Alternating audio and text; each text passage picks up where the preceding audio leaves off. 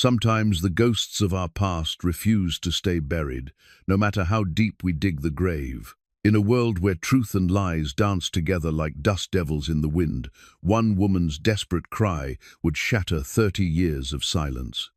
In the dying town of Redemption Flats, giant cowboy Jeremiah Kane dragged a bound woman behind his horse down Main Street. The townsfolk watched in fear as he pulled the rope tight. This wasn't just any woman. For 3 decades, folks whispered her name in darkness, the traitor who destroyed the Kane family and sparked the bloodiest range war in territory history. Now she was back, and Jeremiah meant to finish what should have been done long ago. But when he raised his hand for final judgment, she screamed something that froze him solid. One buried name that changed everything. What truth could stop a man bent on 30 years of revenge?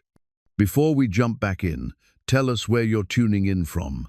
And if this story touches you, make sure you're subscribed, because tomorrow I've saved something extra special for you. 30 years ago, Redemption Flats buzzed with the energy of a town that believed in its own future. Cattle drives thundered through twice a month, filling the saloons with laughter and the general store with silver dollars. The Kane family ranch sprawled across 15,000 acres of the finest grazing land this side of the Rockies, and young Jeremiah Kane stood to inherit it all. Back then, Jeremiah was 22 years old, tall even by frontier standards, but his hands were gentle with the horses, and his voice carried kindness when he spoke to the hired men. His father, William Kane, had built the ranch from nothing, arriving with empty pockets and a heart full of dreams after the war between the states. By 1863, the Kane brand was respected from here to Denver, and William's word was as good as gold throughout the territory. The ranch house itself told the story of their success, 2 stories of solid timber with a wraparound porch that caught the morning sun just right. William had built it with his own hands, adding rooms as prosperity allowed. The kitchen smelled of fresh bread and coffee, and the parlor displayed photographs of prize bulls and family gatherings. This wasn't just a house. It was the physical manifestation of the American dream made real through sweat, determination, and honest dealing. Ruth Calloway had been part of that dream for as long as anyone could remember. She'd arrived in Redemption Flats at age 16, an orphan from back east with nothing but a traveling bag and a head for numbers that impressed even the bank manager. William Kane hired her as his bookkeeper when she was barely 18, trusting her with ledgers that represented his life's work. She had nimble fingers that could make columns of figures dance into perfect order and a memory that could recall every transaction from 3 years past. More than that, Ruth possessed something rare in the rough frontier town: genuine education. She could read Latin, speak passable French, and write in a flowing script that made even routine correspondence look elegant. The worn leather journal she kept became legendary among the ranchers, its pages filled with detailed records that could settle any dispute about cattle counts, feed purchases, or seasonal expenses. When neighboring ranchers had disagreements, they'd often ask Ruth to examine their books and render judgment. Her word was trusted absolutely. But Ruth was more than just a bookkeeper to the Kane family. She became the daughter William never had, the sister Jeremiah cherished, and the steady presence that kept their world running smoothly. She lived in the small room above the ranch office, close enough to be family, but separate enough to maintain proper boundaries. Every Sunday, she joined them for dinner, bringing wildflowers from the meadow and stories from her correspondence with suppliers in distant cities. The relationship between Ruth and Jeremiah grew deeper with each passing season. They were both voracious readers, sharing books ordered from catalogs and discussing philosophy by lamplight. Ruth taught Jeremiah to appreciate poetry, while he showed her the subtle art of reading weather patterns and animal behavior. Their friendship ripened into something more precious, a meeting of minds that promised a future built on mutual respect and genuine affection. When Jeremiah was 21, he began courting Ruth in earnest, bringing her small gifts from his trips to town and asking her father's blessing through letters to relatives back east. Ruth's cheeks would flush pink when he complimented her Sunday dress, and she'd save the choicest portions of her cooking for his plate. The entire town watched their romance bloom with approval, understanding that their union would strengthen both the Kane legacy and Ruth's position in the community. The railroad's arrival changed everything, though none of them could have predicted how completely it would destroy their world. In the spring of 1863, surveyors appeared on the horizon, carrying transits and measuring chains. They represented the Denver and Rio Grande, pushing westward with promises of progress and prosperity. William Kane met with them cordially, as was his nature, offering water for their horses and directions to the best camping spots. Initially, the railroad seemed like a blessing. Faster transportation meant easier access to eastern markets for their cattle, and the construction crews would need beef to feed the workers. William saw opportunity where others saw intrusion, already calculating how many head he could sell to the railroad commissary. Ruth worked late into the evening, updating projections and correspondence with potential buyers in Denver and Colorado Springs. But the railroad's appetite for land proved insatiable. They needed not just a narrow corridor for tracks, but broad swaths for stations, switching yards, and maintenance facilities. Their lawyers arrived with maps that showed proposed routes cutting directly through prime Kane grazing land, and their offers grew more insistent with each passing week. The tension began slowly, like a pot set to simmer over low coals. At first, the railroad representatives were polite, even deferential. They recognized William Kane's standing in the community and approached him as a gentleman and equal. Their initial offers seemed generous, fair market value for the land they needed, plus additional compensation for any inconvenience. William studied their proposals carefully, consulting with Ruth over the financial implications. The numbers looked attractive on paper, but William understood something the railroad men didn't grasp. This land represented more than monetary value. It was legacy, identity, and purpose rolled into one. Every acre held memories of cattle drives, roundups, and quiet evenings, watching the sun set over mountains his grandfather would never see.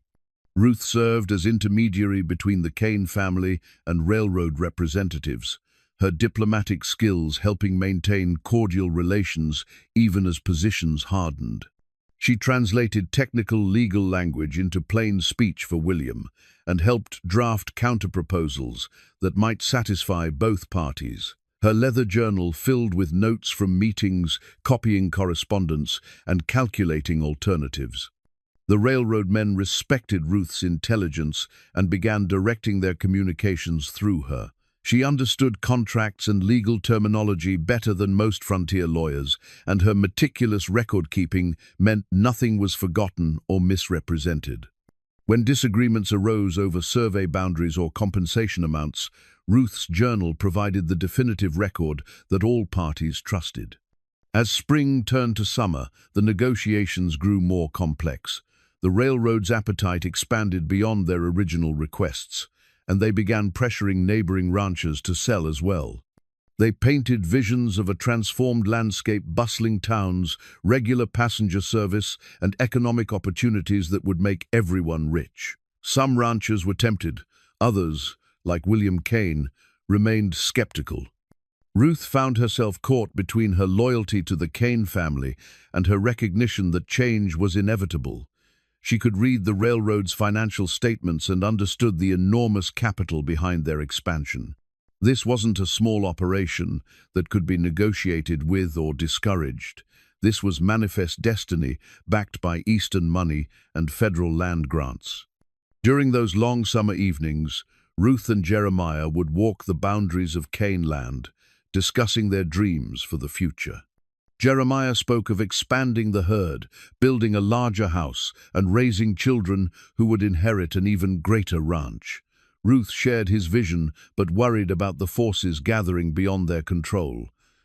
She'd read enough history to know that progress often trampled individual dreams, no matter how precious they seemed to their dreamers. The community watched these developments with growing unease.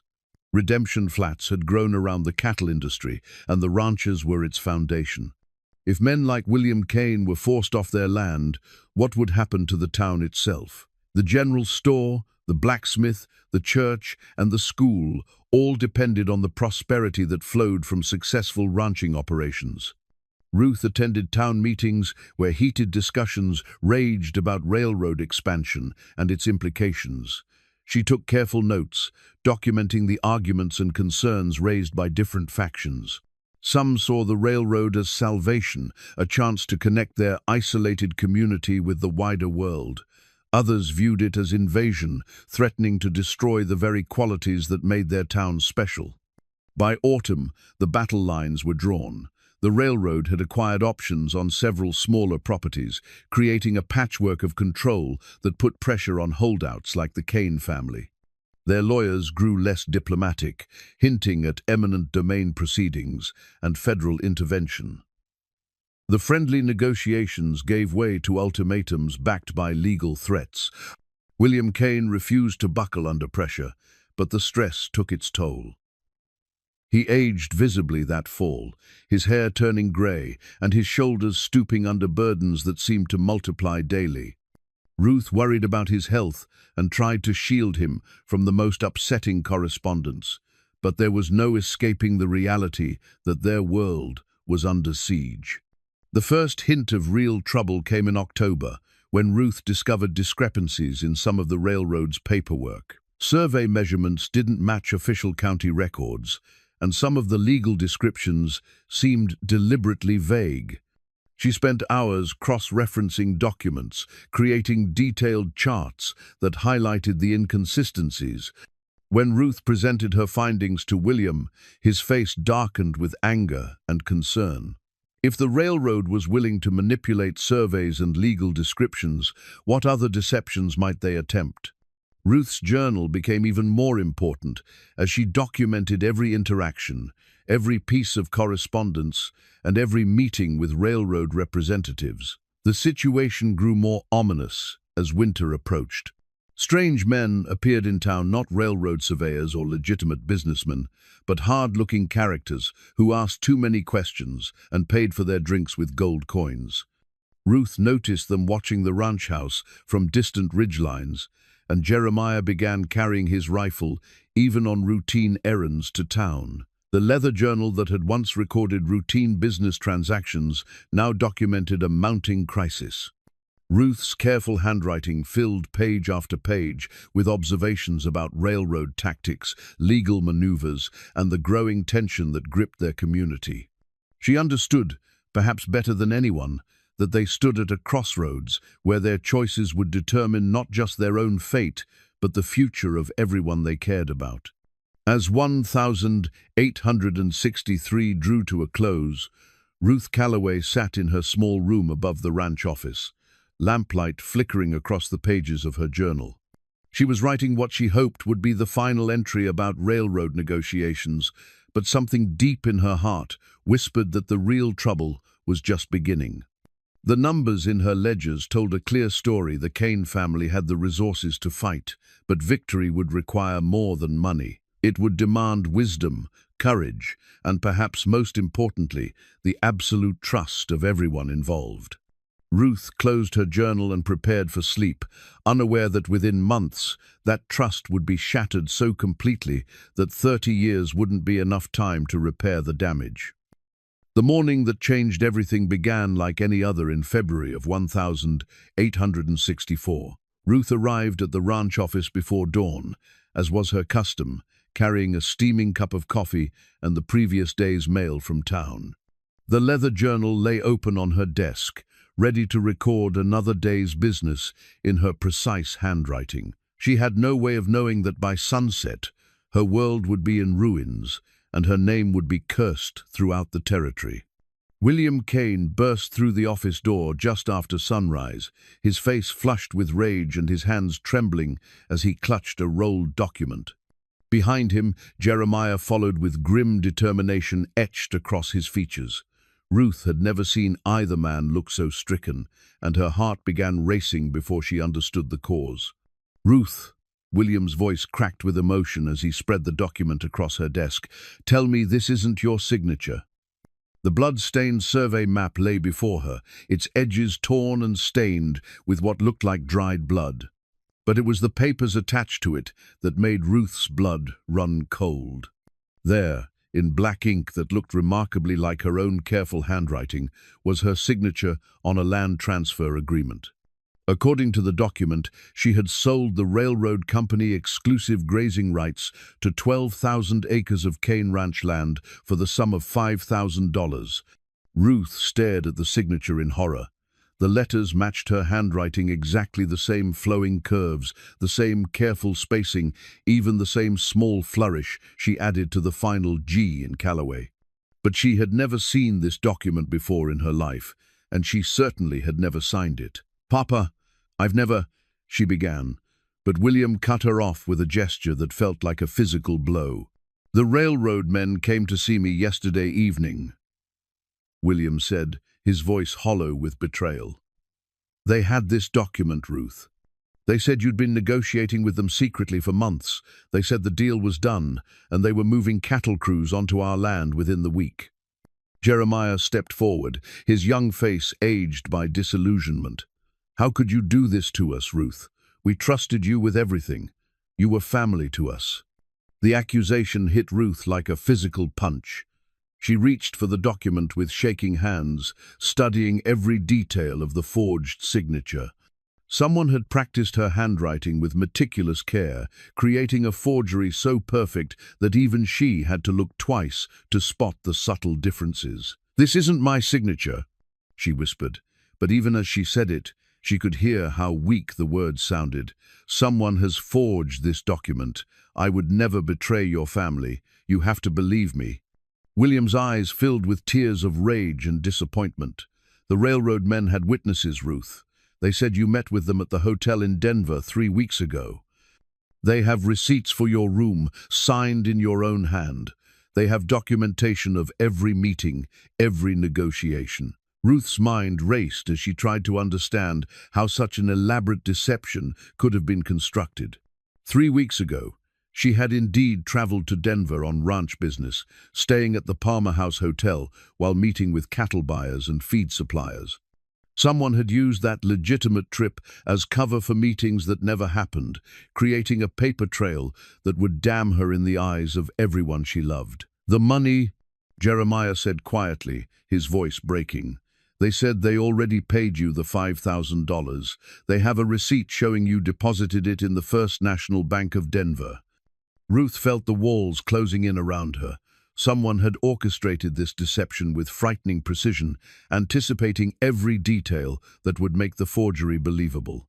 They had used her own legitimate business activities as camouflage, weaving lies so skillfully around fragments of truth that even she might have believed them if the situation were reversed. "Please," she begged, tears streaming down her face. "You've known me for 6 years. Have I ever lied to you? Have I ever done anything to harm this family? Why would I suddenly betray everything I hold dear?" But William's face had hardened into an expression Ruth had never seen before. The kindly patriarch who had treated her like a daughter was gone, replaced by a man who saw treachery where once he had seen love. "Money changes people, Ruth. Maybe $5,000 was enough to make you forget your loyalties." The sound of approaching horses interrupted their confrontation. Through the office window, Ruth could see a group of men riding toward the ranch house. Even at a distance, she recognized the railroad security force, hard men with tied-down guns who were rumored to have experience with range wars in other territories. Leading them was Marcus Kane, William's brother and Jeremiah's uncle.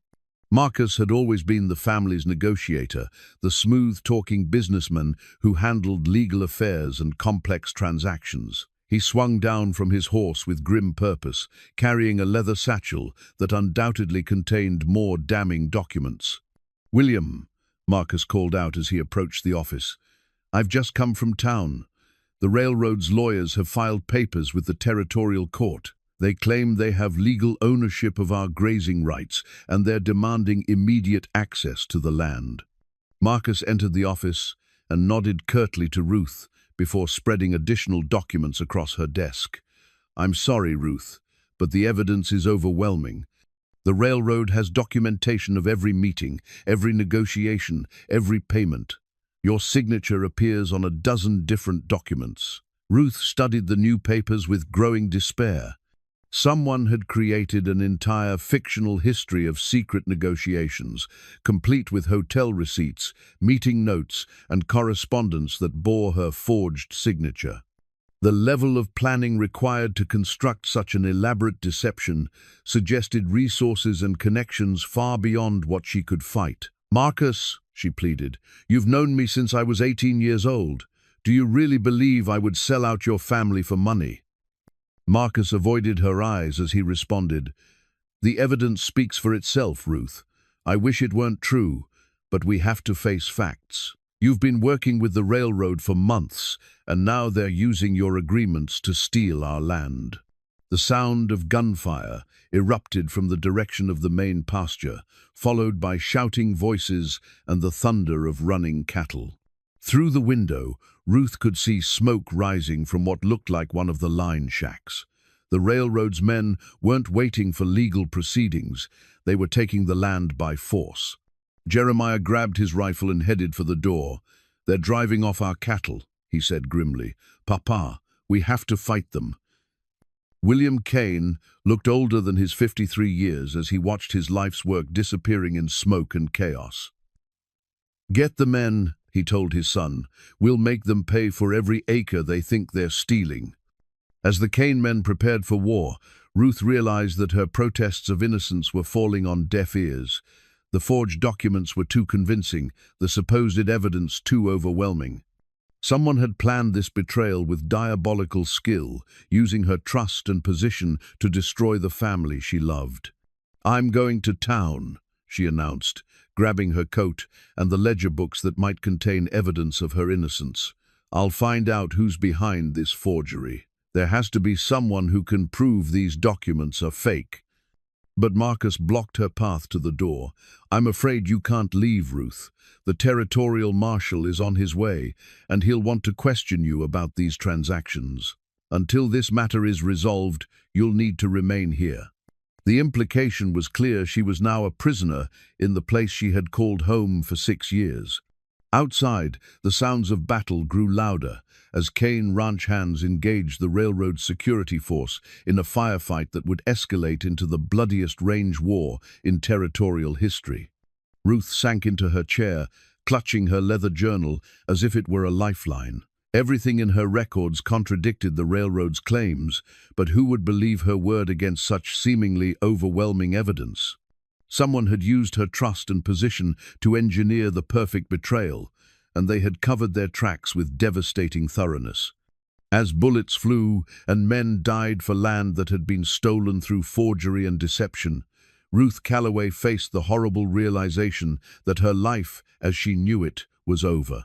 Whether she could prove her innocence or not, the Kane family would never trust her again.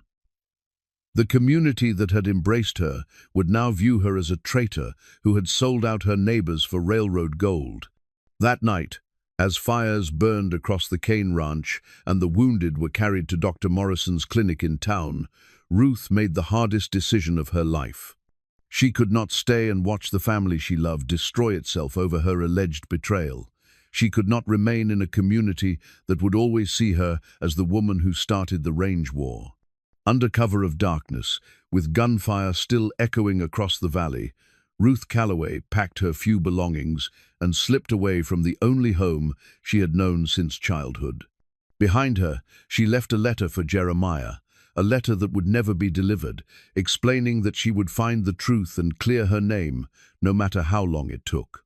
She did not know that 30 years would pass before she could return to Redemption Flats, or that her quest for truth would end with her bound and dragged through the streets by the man she had once hoped to marry.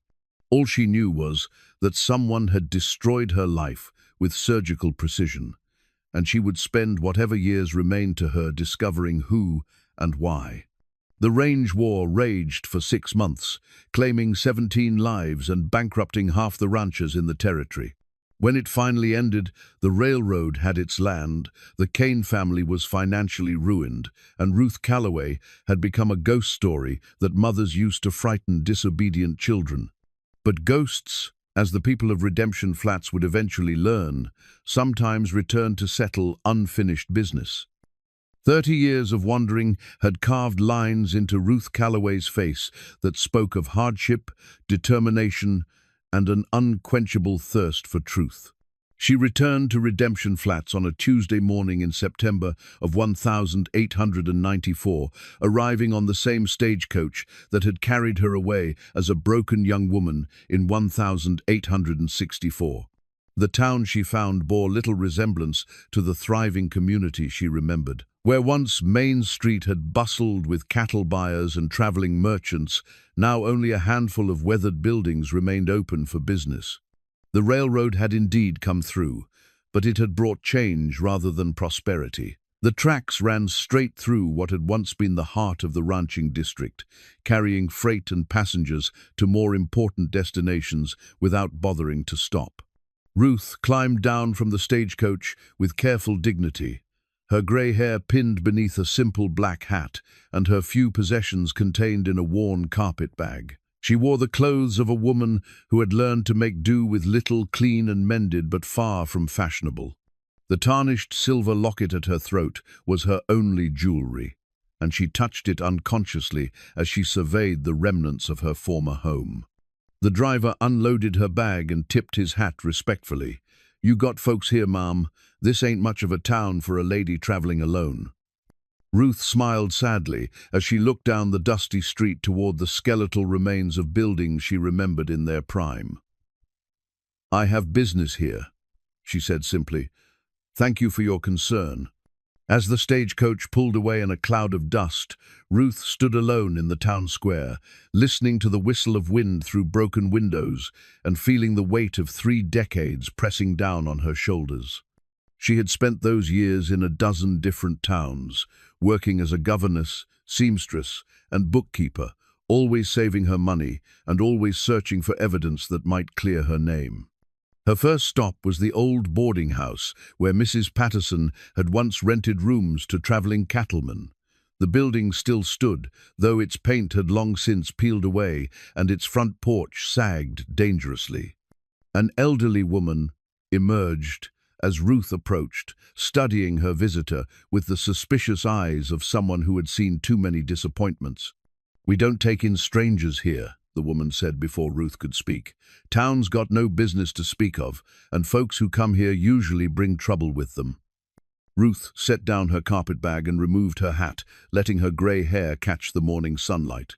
"Mrs. Patterson, I'm Ruth Calloway. I lived here 30 years ago." The old woman's eyes widened with recognition and something that might have been fear. "Ruth Calloway," she whispered, "the one who—" She stopped herself, glancing nervously up and down the empty street.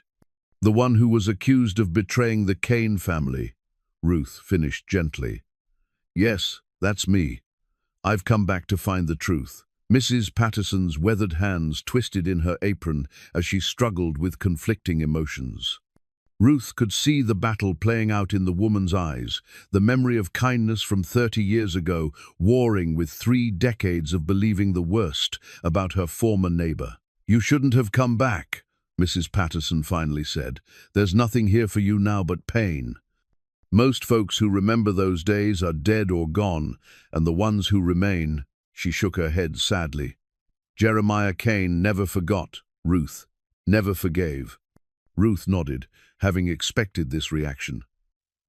"I know the risk I'm taking, but I'm an old woman now, Mrs. Patterson, and I can't die with this lie hanging over my name. I need to find evidence of what really happened, and I need people to hear the truth." The boarding house keeper glanced around nervously before stepping closer. "I remember you, child. Remember how you used to bring flowers from the Kane Ranch for the dining room table, and how you'd help me with the accounts when traveling men didn't pay their bills. You were never the type to betray anyone. Hope flickered in Ruth's chest at these words. Then you believe I was innocent? Mrs. Patterson sighed deeply. What I believe and what I can prove are different things. But yes, I never believed you'd sell out William Kane. That man treated you like his own daughter. She paused, studying Ruth's aged face. But if you're looking for folks who'll speak up for you, you'll be disappointed. Fear runs deep in this town, and Jeremiah Kane's reputation runs deeper. Ruth picked up her carpet bag and straightened her shoulders. I'll take that room if you have one available. I won't be any trouble, and I can pay in advance. Mrs. Patterson hesitated for a long moment before nodding. Room 3, upstairs. Same one you had when you first came to town, if memory serves. 50 cents a week, meals included, though they ain't much to speak of. As Ruth climbed the familiar stairs, she felt the ghosts of her younger self echoing in every creaking board. This was where she had lived when she first arrived in Redemption Flats, before William Kane had trusted her enough to offer her the room above the ranch office. The tiny space under the eaves felt smaller than she remembered, but it would serve her purposes. She spent the afternoon walking the streets of her former home, cataloguing the changes that 30 years had wrought. The bank building stood empty, its windows boarded over since the financial panic of 1873.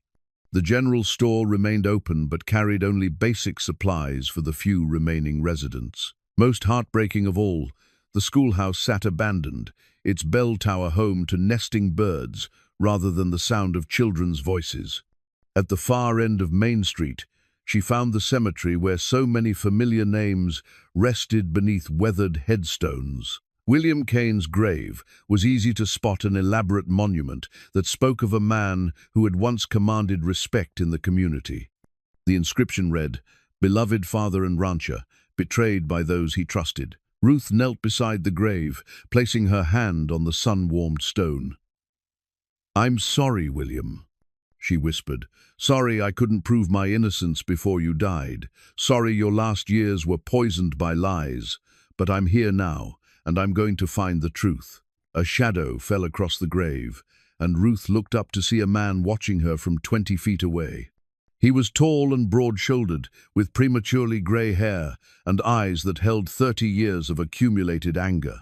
Even aged and weathered, she would have recognized Jeremiah Kane anywhere. "You've got a lot of nerve coming here," he said, his voice carrying the authority of a man accustomed to being obeyed. "Standing over my father's grave after what you did to him." Ruth rose slowly, her knees protesting after the long stagecoach journey. "Hello, Jeremiah. You look well." "Don't," he said sharply. "Don't pretend we're old friends catching up on pleasant memories. You destroyed my family, Ruth. My father died a broken man because of your betrayal." She could see the young man she had once loved, buried beneath years of bitterness and rage. His hands, which had once been gentle with horses and tender in their stolen moments together, now rested on the butt of a well-worn Colt revolver. This was not the boy who had courted her with wildflowers and poetry, but a man shaped by loss and hardened by the conviction that he had been wronged. "I didn't betray your family," Ruth said quietly. "I was framed, Jeremiah. Someone forged those documents and used my name to cover their own crimes." Jeremiah's laugh was bitter as winter wind. 30 years to come up with that story, and that's the best you can do. You had the money, Ruth. The bank records showed the deposit. You had meetings with railroad officials that half a dozen people witnessed. "All lies," Ruth insisted. "Carefully constructed lies designed to destroy me and your family both. If you'll let me, I can prove it. The only thing you're going to prove is that some mistakes can't be forgiven." Jeremiah stepped closer, and Ruth could smell the whiskey on his breath, not drunk, but drinking steadily enough to dull whatever conscience might remain. "You've got 24 hours to get out of town. After that, I won't be responsible for what happens to you." Ruth met his gaze steadily, seeing the pain beneath the anger. "I'm not leaving, Jeremiah. Not until the truth comes out." I've spent 30 years searching for evidence, and I finally have what I need to prove my innocence. The lie came easily. She had no such evidence yet, but she needed time to find it. Jeremiah's eyes narrowed at her words, and she could see him calculating the implications. "What evidence?" he demanded. Ruth touched the silver locket at her throat, letting him see the gesture. "Documents that prove who really sold your land to the railroad. Names, dates, bank records, everything needed to show that I was nothing but a convenient scapegoat." It was a desperate gamble, claiming to possess proof she didn't have. But Ruth had learned to read men during her 30 years of exile, and she could see that Jeremiah's certainty had developed cracks. Doubt flickered in his eyes before anger reasserted itself. "You're lying," he said, but there was less conviction in his voice. "Give me a week," Ruth said. "1 week to present my evidence to the town. If I can't prove my innocence by then, I'll leave Redemption Flats forever." Jeremiah stared at her for a long moment, his internal struggle playing out across his weathered features. Finally, he nodded curtly. "1 week. But if you're running some kind of game, if you're here to hurt what's left of this town, I'll finish what should have been done 30 years ago." He turned and walked away, leaving Ruth alone with the dead and her own uncertain future. As she watched his broad shoulders disappear around the corner of the church, she wondered if the boy she had loved was gone forever, or if enough of him remained to recognize the truth when she found it. That evening, Ruth sat in her small room above Mrs. Patterson's kitchen, writing in a new journal by lamplight. The original leather journal that had contained her records from the Cane Ranch was long lost, probably destroyed, in the violence that followed her flight from town. But she had started a new one during her years of searching, filling its pages with fragments of evidence and half-remembered conversations that might someday lead her to the truth. Tomorrow, she would begin the most important investigation of her life, not just to clear her name, but to give Jeremiah Kane the peace that came with knowing who had really destroyed his family. The silver locket at her throat contained the only photograph she had of their younger selves, a reminder of what love looked like before it was poisoned by lies and betrayal. Ruth closed her journal and prepared for sleep, knowing that somewhere in this dying town lay the evidence that would either vindicate her or seal her doom. The weight of 30 years pressed down on Jeremiah Kane's shoulders as he sat in what remained of his father's ranch house, staring at a bottle of whiskey that had become his most reliable companion. The grand home that had once symbolized the Kane family's success now stood as a monument to their downfall. Rooms, empty of furniture, sold to pay debts, windows boarded against the elements, and silence, where laughter had once echoed through wide hallways. Jeremiah had kept only the main room habitable, furnishing it with the bare necessities of survival rather than comfort. A rough-hewn table, 2 mismatched chairs, and a cot in the corner comprised his entire domestic world. The walls that had once displayed family photographs now held only shadows and nail holes, the images having been sold or burned during the darkest days following the Range War. He poured another measure of whiskey and raised it toward the empty space where his father's portrait had once hung. "Here's to you, Papa," he muttered. "She's back.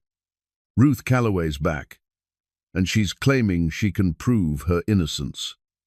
The words hung in the air like smoke from a dying fire, and Jeremiah found himself questioning emotions he had thought were settled decades ago. Ruth's return had stirred up feelings he had worked hard to bury, not just anger and betrayal, but traces of the love that had once burned bright between them. Seeing her grey hair and lined face had reminded him that they were both old now, both survivors of a tragedy that had consumed their youth. During the long years since the Range War, Jeremiah had transformed himself from a hopeful young rancher into something harder and more dangerous. The gentle hands that had once bred prize horses now carried permanent calluses from gunfights and barroom brawls. His reputation as a man who never forgot a slight and never forgave a betrayal had spread throughout the territory, making him both feared and respected in equal measure. But reputation came with a price. The community that had once celebrated the Cain family name now treated Jeremiah with wary respect, the kind reserved for rattlesnakes and thunderstorms, dangerous forces to be acknowledged but never fully trusted. Children crossed the street when they saw him coming, and women pulled their skirts aside as if his bitterness might somehow contaminate them. The irony wasn't lost on him that Ruth's alleged betrayal had destroyed not just his family's fortune, but his capacity for normal human connection. He had courted a few women over the years, but none could penetrate the wall of cynicism that surrounded his heart. How could he trust anyone completely when the woman he had loved most had sold him out for railroad gold? Now she sat in Mrs. Patterson's boarding house, claiming to possess evidence that would vindicate her and implicate someone else. Part of Jeremiah wanted to dismiss her claims as the desperate lies of an old woman trying to buy peace before death. But another part, the part that remembered her laugh and the way she had made ordinary moments feel magical, wondered if he had spent 30 years hating the wrong person. The thought was almost too painful to contemplate. If Ruth was innocent, then he had wasted half his life nurturing a grudge against someone who had loved him. Worse, it meant the real betrayer had escaped justice, while an innocent woman suffered in exile. The possibility gnawed at him like a physical wound, making him reach for the whiskey bottle with increasing frequency. A knock at the door interrupted his brooding. Jeremiah opened it to find Doc Morrison standing on the sagging porch, his medical bag in one hand and a concerned expression on his weathered face. Morrison was one of the few people in town who still treated Jeremiah like a human being rather than a dangerous animal to be avoided. "Evening, Jeremiah," the old doctor said. "Mind if I come in? We need to talk." Jeremiah stepped aside, gesturing toward one of the mismatched chairs. Morrison had been present during the Range War, treating wounded men from both sides without regard for their allegiances. His opinion carried weight in the community, and his friendship was one of the few bright spots in Jeremiah's otherwise isolated existence. "I suppose you've heard about Ruth Calloway's return," Morrison said, settling into the offered chair. "Hard to miss," Jeremiah replied, pouring whiskey into 2 glasses. "News like that travels fast in a town this size." Morrison accepted the drink but didn't immediately taste it. "I was there during the war, Jeremiah. Treated men who died believing they were fighting for justice. But I've had 30 years to think about what happened, and some things never sat right with me." Jeremiah felt his defenses rising. Such as why someone with Ruth's intelligence would forge documents so clumsily that they could be easily detected. Such as why she would negotiate secretly when she'd always been forthright in her business dealings. Such as why she would betray a family that treated her like blood kin for money she didn't need. The doctor's words echoed doubts that Jeremiah had suppressed for 3 decades. Ruth had never shown interest in material wealth beyond basic security. She had turned down expensive gifts from suitors, preferring simple tokens that showed thoughtfulness rather than financial extravagance. The woman he had known would have been more likely to give away $5,000 than steal it. "Evidence is evidence," Jeremiah said, but his voice lacked conviction. Morrison leaned forward, his eyes sharp with the intensity that had made him a skilled diagnostician. "Evidence can be manufactured, Jeremiah. We both know that. What concerns me is that you're planning to hurt that woman based on assumptions that might be wrong." "She had her chance to prove her innocence 30 years ago," Jeremiah replied. "She ran instead of fighting. She was a young woman alone, against powerful men with unlimited resources," Morrison countered. "What chance did she have? Who would have believed her word against documented evidence, especially after blood had been spilled?" The questions hung between them like accusations, forcing Jeremiah to confront the possibility that his quest for vengeance was built on false foundations. He had spent so many years nurturing his anger that it had become part of his identity. Without it, who was he? What purpose would drive him forward? "She claims to have evidence now," Jeremiah said finally. "Says she can prove who really sold our land to the railroad." Morrison's eyebrows rose with interest. "Do you believe her?" Jeremiah stared into his whiskey glass, seeing his own reflection distorted in the amber liquid. "I don't know what to believe anymore. Part of me wants to dismiss her claims as lies, but—" He stopped, unable to finish the thought. "But part of you never stopped loving her," Morrison said gently. "Part of you wants to believe she's innocent, because that would mean the woman you planned to marry wasn't capable of betraying you." The truth of those words hit Jeremiah like a physical blow. Despite 30 years of anger and bitterness, despite the evidence and the community's condemnation, some small corner of his heart had never accepted Ruth's guilt. That corner whispered that the woman who had taught him to appreciate poetry and had cried over injured animals wasn't capable of calculated betrayal. "What if she's telling the truth?" Jeremiah asked, voicing his deepest fear. "What if I've spent 30 years hating someone who was innocent?" Morrison reached across the table and gripped Jeremiah's shoulder. "Then you'll have the chance to make things right. But first, you need to give her the opportunity to present her evidence. You owe her that much, and you owe it to yourself to know the truth." After Morrison left, Jeremiah sat alone with his thoughts and his whiskey, contemplating the ruins of his life. The range war had claimed more than cattle and land. It had stolen his youth, his trust, and his capacity for joy. He had become a man defined by grievance, carrying his anger like a badge of honor while the world moved on around him. But now Ruth's return offered the possibility of redemption, not just for her but for himself. If she could prove her innocence, it might free them both from the prison of the past. The question was whether he had the courage to risk believing her, knowing that disappointment might finally break whatever remained of his battered spirit. The next morning, Jeremiah found himself walking past Mrs. Patterson's boarding house, hoping for a glimpse of the woman who had once meant everything to him. He told himself he was merely keeping watch, ensuring she didn't flee town before her week was up. But truthfully, he was trying to reconcile the gray-haired woman he had seen at his father's grave with his memories of the vibrant young bookkeeper who had captured his heart. Ruth appeared on the front porch as if summoned by his thoughts, carrying a cup of coffee and a worn leather satchel.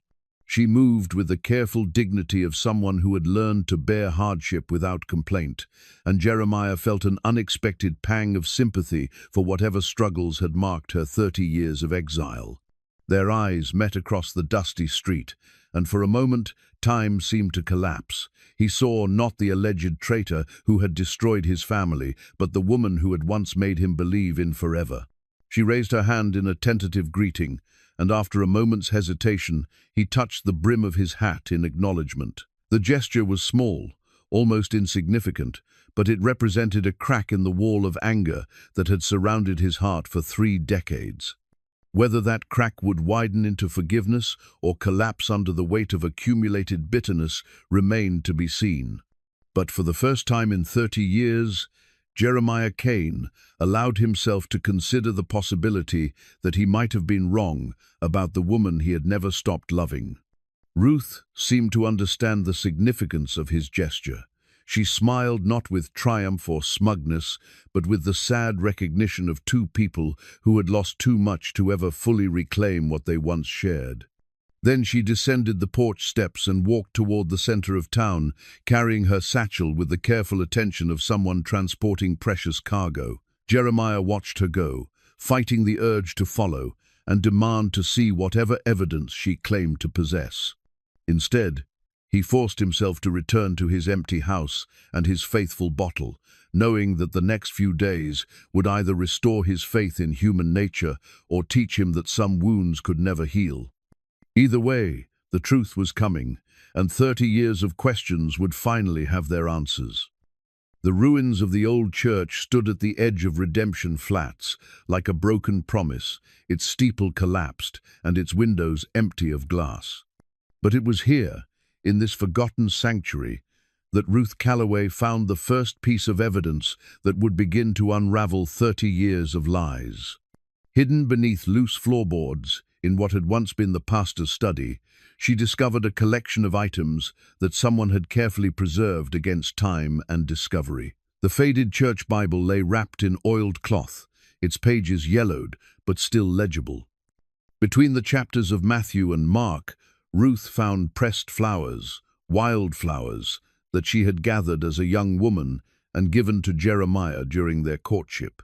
Someone had saved them, preserving these tokens of their innocent love like sacred relics from a lost world. But it was the inscription on the Bible's flyleaf that made Ruth's hands tremble as she read the faded ink. In careful script, someone had written, "For the truth will set you free, though it may first break your heart. A friend who remembers." Below the inscription was a list of dates and locations, written in a code that Ruth recognized from her bookkeeping days, a simple cipher that she and Jeremiah had devised for marking private correspondence. The coded message, when deciphered, revealed meeting times and locations where someone had observed secret negotiations between railroad officials and a mysterious figure identified only as the uncle. The final entry was the most damning. March 15th, 1864, 274 Indad. Uncle received final payment in gold. Document signed with R.C.'s practice signature. The deed is done, and the innocent will pay.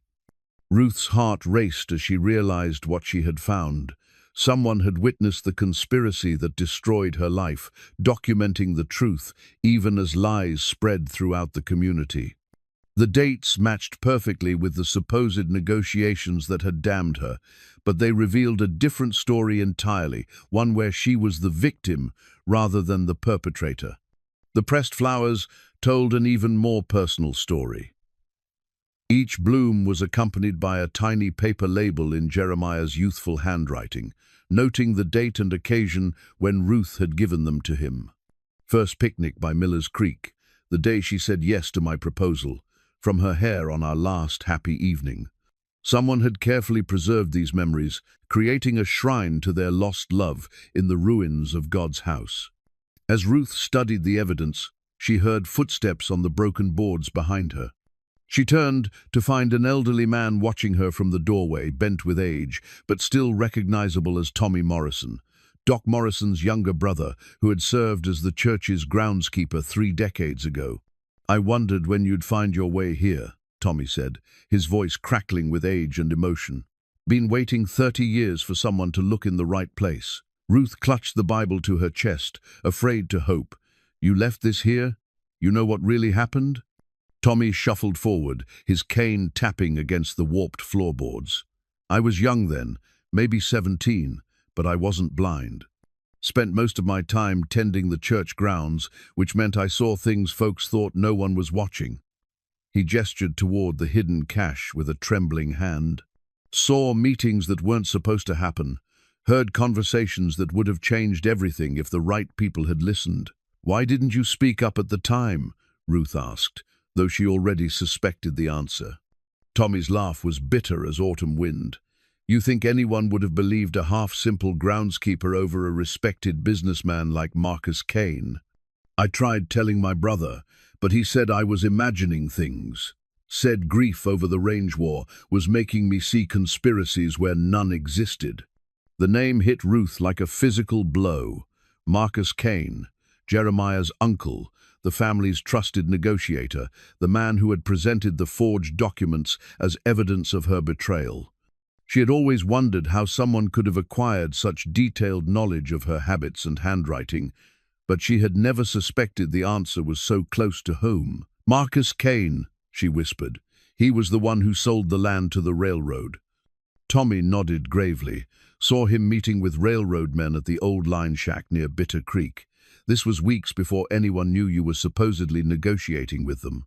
Heard him talking about signatures and documents, laughing about how easy it would be to pin everything on someone else.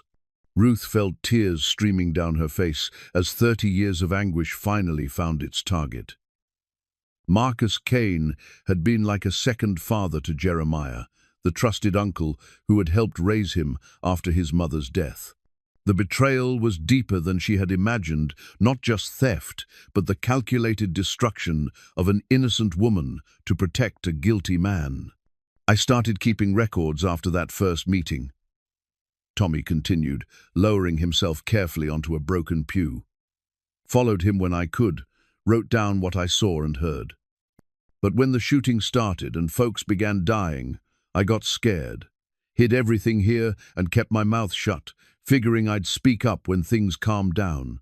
But they never calmed down, Ruth said, understanding the trap that fear had created. By the time the war ended, you were long gone, and Marcus Kane was the grieving brother helping his nephew rebuild. Who was going to believe that the man comforting the family was the same one who destroyed it? So I kept quiet, and every year that passed made it harder to speak the truth. Ruth opened the Bible again, studying the coded entries with new understanding. You wrote this inscription. You've been the guardian of this evidence all these years. Tommy nodded, his eyes bright with unshed tears. Couldn't bear to destroy it, but couldn't find the courage to use it either. Figured maybe someday someone would need the truth bad enough to look for it. When I heard you'd come back, I knew that day had finally arrived. The old groundskeeper reached into his coat and withdrew a small leather pouch, its contents clinking softly as he handed it to Ruth. There's more. Railroad coins with dates that prove when Marcus received his payments. Letters he thought he'd burned, but I pulled from the church furnace before they were completely destroyed. Everything you need to prove what really happened. Ruth opened the pouch with trembling fingers, her heart racing as she examined its contents. Gold coins stamped with railroad company marks and dated weeks before her supposed negotiations. Partially burned letters in Marcus Kane's handwriting, discussing payment schedules and the need to eliminate the bookkeeper's interference. Most damning of all, a practice sheet where Marcus had repeatedly forged her signature until it matched perfectly. He used you, Tommy said quietly, used your trust and your position to cover his own crimes. When the railroad needed someone to blame for the land grab, he handed them your name on a silver platter. The magnitude of the betrayal was staggering. Marcus Kane hadn't just stolen land and money, he had deliberately destroyed Ruth's life to protect himself. He had watched his own brother's family suffer, had seen Jeremiah transform from a loving young man into a bitter enforcer, and had never shown a moment's remorse for the devastation he had caused. Jeremiah worshipped his uncle, Ruth said, her voice hollow with the weight of revelation. Marcus was the one who convinced him I was guilty, who presented the forged evidence, who counseled revenge when Jeremiah might have chosen mercy. Tommy leaned forward on his cane, his weathered face creased with sympathy. That's the cruelest part of all. Marcus didn't just steal money, he stole his nephew's capacity for love, his ability to trust, his faith in human goodness, turned that boy into something hard and angry, all to cover his own sins. Ruth carefully returned the evidence to the leather pouch, her mind racing with the implications of what she had discovered. She finally had proof of her innocence, but the truth would destroy whatever remained of Jeremiah's family relationships. Marcus Kane was likely still alive, still respected in the community, still playing the role of grieving patriarch who had lost everything to railroad greed and feminine treachery. "What will you do now?" Tommy asked, studying her face with concern. Ruth stood slowly, her joints protesting after sitting on the hard church floor. "I'm going to tell the truth. All of it, whatever the cost, whatever the consequences. People deserve to know what really happened 30 years ago." As they prepared to leave the ruined church, Tommy grasped Ruth's arm with surprising strength. "Be careful," he warned. "Marcus Kane has had 30 years to build his reputation and bury his secrets. He won't give up without a fight, and he's got powerful friends who might prefer the old story to the new truth." Ruth nodded, understanding the danger she faced. But 30 years of exile had taught her that some things were worth risking everything to achieve. Justice for herself was important, but healing for Jeremiah was essential. The man she had once loved deserved to know that his uncle's betrayal ran deeper than anyone had imagined. That evening, Ruth sat in her boarding house room, carefully organizing the evidence that would either vindicate her or get her killed. The pressed flowers from the church Bible lay spread across her small table, like memories made manifest, tangible proof that love had once existed between her and Jeremiah, before lies and betrayal poisoned everything beautiful in their world. Tomorrow, she would begin the most dangerous phase of her quest for truth. She would have to confront Marcus Kane directly, forcing him to account for crimes that had destroyed multiple lives. The confrontation would require all the courage she had accumulated during 30 years of wandering, and the outcome would determine whether justice could finally triumph over carefully constructed lies. As she prepared for sleep, Ruth touched the silver locket at her throat and whispered a prayer for strength. The truth was a powerful weapon, but she would need more than evidence to survive what was coming. She would need the kind of faith that had once filled the church, where Tommy Morrison had preserved the proof of her innocence, faith that right would triumph over wrong, and that love could survive even the deepest betrayal. The daguerreotype photograph felt heavy in Ruth's hands as she examined it by lamplight in her boarding house room. The image was cracked and faded, but the faces were still recognizable. 5 men in expensive suits standing beside a railroad surveyor's transit, their expressions confident with the arrogance of those who believed themselves untouchable. 3 of the men were strangers, but Ruth knew the other 2. Marcus Kane and Judge Harrison Whitfield, the territorial magistrate who had presided over the legal proceedings that followed her flight from town. Tommy Morrison had delivered the photograph earlier that evening, along with a whispered warning that she was being watched. Someone had been asking questions about her activities, inquiring about her visits to the abandoned church and her conversations with longtime residents. The net was tightening around her investigation, but the evidence she had gathered was finally complete enough to present a compelling case for her innocence. The photograph had been taken in March of 1864, according to a notation on the back, just days before the forged documents appeared that implicated Ruth in the land sale. The timing was too convenient to be coincidental. This image captured the real conspiracy in action, showing Marcus Kane in direct collaboration with railroad officials, while Ruth was supposedly conducting secret negotiations of her own. A soft knock at her door interrupted Ruth's examination of the evidence. She quickly gathered the documents and photographs, securing them in her leather satchel before approaching the door with careful steps. "Who is it?" she called softly.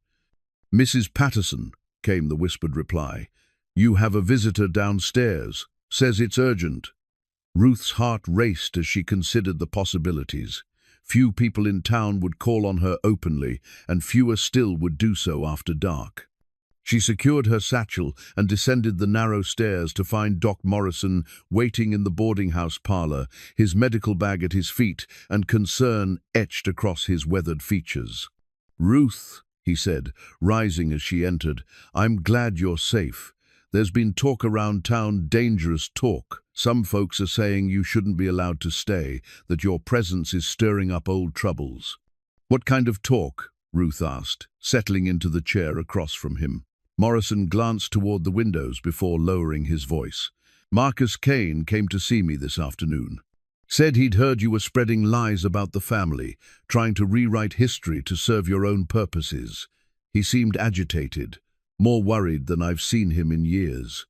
Ruth felt a chill of fear mixed with vindication. If Marcus was concerned enough to begin discrediting her publicly, it meant her investigation was getting close to exposing his crimes. But it also meant she was running out of time before he took more direct action to silence her. "What did you tell him?" she asked. "Nothing that would help him," Morrison replied firmly. "But I'm concerned about your safety, Ruth. Marcus Kane has had 30 years to build relationships and accumulate influence. If he decides you're a threat to his reputation, he has the resources to deal with that threat permanently." Ruth opened her satchel and withdrew the cracked photograph, placing it on the small table between them. Then he's right to be worried. This picture was taken 4 days before I was supposedly meeting with railroad officials. It shows Marcus Kane working directly with the very men who later claimed I had sold out the family. Morrison studied the photograph intently, his expression growing darker as he recognized the implications. This changes everything. If you can prove Marcus was the real traitor, I can, Ruth interrupted, producing additional documents from her satchel. Tommy Morrison has been keeping records for 30 years, documenting meetings he witnessed and conversations he overheard. Combined with the forged signature practice sheets and the railroad payment records, it's enough to prove Marcus Kane orchestrated the entire conspiracy. The doctor leaned back in his chair, overwhelmed by the magnitude of the revelation. Jeremiah worshipped his uncle. This news will destroy him. The truth often destroys before it heals, Ruth said sadly. But Jeremiah deserves to know that his anger has been misdirected for 30 years. He deserves the chance to forgive himself for hating an innocent woman. Morrison nodded slowly, understanding the deeper implications. What's your plan? You can't simply present this evidence publicly without preparation. Marcus will deny everything, and he has allies who might support his version of events. Ruth had been wrestling with the same question. Public accusations would give Marcus time to prepare counter-arguments and potentially destroy additional evidence. But private confrontation carried its own risks. A desperate man might choose violence over exposure. I need to speak with Jeremiah first, she decided. Show him the evidence privately. Let him absorb the truth before we make it public. He has the right to know before anyone else. And if he doesn't believe you, if 30 years of anger makes him reject evidence that contradicts his deeply held beliefs, the possibility haunted Ruth, but she had no choice except to trust in whatever remained of the man she had once loved. Then I'll present the evidence to the community and accept whatever consequences follow, but I have to try to reach him first.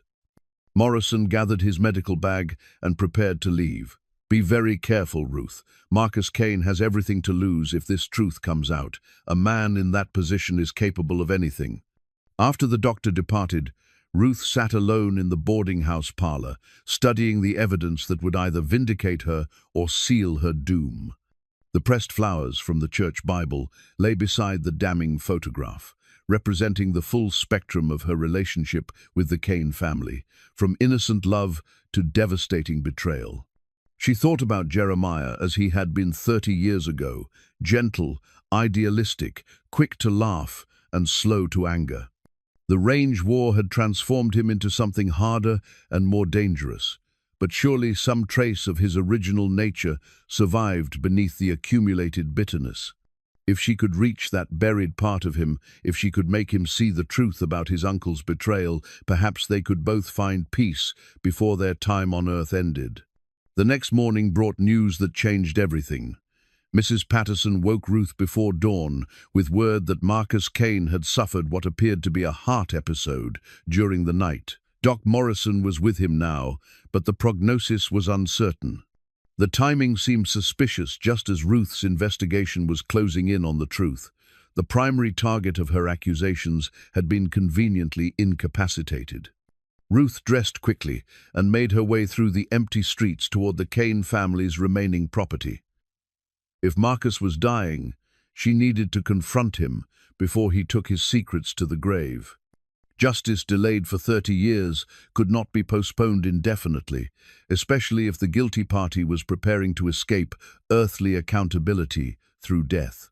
She found the Kane house, surrounded by neighbors and well-wishers, all gathered to offer support during what many believed might be Marcus's final hours. Ruth hesitated at the edge of the crowd, knowing her presence would be unwelcome but determined to fulfill her mission regardless of social conventions. Jeremiah emerged from the house as she approached, his face drawn with exhaustion and worry. When he saw Ruth, his expression hardened into the familiar mask of anger that had defined their interactions since her return. "You've got some nerve coming here," he said, his voice carrying clearly across the gathered crowd. My uncle is dying, and you choose now to show your face." Ruth met his gaze steadily, her satchel of evidence clutched tightly in her hands. "I need to speak with you, Jeremiah. Privately. It's about Marcus and what really happened 30 years ago. There's nothing you can tell me about my uncle that I don't already know." Jeremiah replied coldly. "He's the man who helped hold our family together after your betrayal nearly destroyed us. Please," Ruth said, her voice carrying across the hushed crowd. "Just give me 5 minutes. Let me show you what I've discovered, and then you can decide whether to believe it or not." Something in her tone must have penetrated Jeremiah's defensive anger because he hesitated before responding. The crowd watched with fascination as 30 years of tension played out before their eyes, waiting to see whether old wounds would finally be healed or torn open beyond repair. 5 minutes, Jeremiah said finally, "but if you're here to spread lies about a dying man, I'll make sure it's the last lie you ever tell." Ruth nodded, understanding that she was about to gamble everything on a single conversation. The evidence in her satchel would either free them both from the prison of the past or convince Jeremiah that she was indeed the enemy he had believed her to be for 3 decades. Either way, the truth was finally going to be spoken, and 30 years of carefully constructed lies were about to crumble into dust. The hidden safe stood open like a wound in the wall of Marcus Kane's bedroom, its contents scattered across the faded quilt, where the old man lay gasping for breath. Ruth stared at the documents in shock. Official railroad correspondence bearing Marcus Kane's signature, bank drafts made out in his name, and most damning of all, a leather-bound ledger that detailed every payment he had received for facilitating the land grab that destroyed his own family. "Uncle Marcus," Jeremiah whispered, his voice hollow with disbelief. "These papers, they say you sold our land to the railroad. They say you framed Ruth." Marcus Kane's eyes fluttered open, focusing with difficulty on his nephew's stricken face. The heart episode had left him weak but lucid, and he seemed to understand that his 30-year secret was finally exposed. His lips moved soundlessly for a moment before he managed to speak. "Had to," he wheezed. "Railroad was coming anyway. Would have taken everything through eminent domain. This way, the family got something." Ruth stepped closer to the bed, the cracked photograph trembling in her hands. "You let them destroy my life to cover your crimes.